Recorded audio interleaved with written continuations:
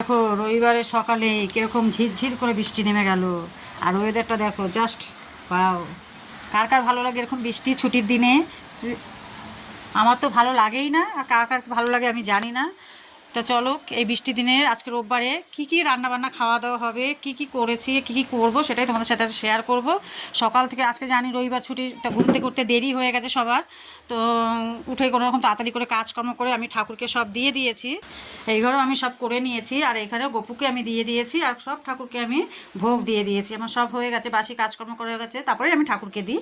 তো করে আমি সকালে টিফিন করা হয়ে গেছে, তারপরে আমি চলে গেছি বাজারে। যেহেতু আজকে রোববার, ছেলে মেয়ে সবাই আমরা মাংস খেতে পছন্দ করি, রোববারে সারা সপ্তাহ হয়ে ওঠে না। তো কি করব, সকাল সকাল বাজারে যাওয়াতে মানে বৃষ্টির ওয়েদারে মাংস না কিনে ভাবলাম না আজকে একটু অন্য কিছুই করা যাক। কী খায় বৃষ্টির দিনে বলো তো সবাই, যেটা আজকে খেতে ইচ্ছা করছে। তো চলো এনেছি, দেখো কি এটা, দেখতে পাচ্ছ কি এটা?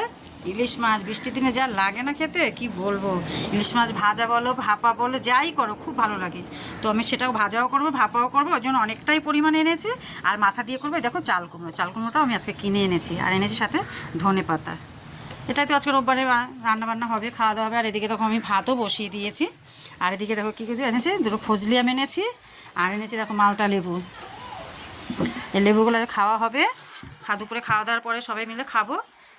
তো চলো, তো কার কী হচ্ছে আজকে রোববারে রেসিপি প্লিজ কমেন্ট করে বলো। টাটা।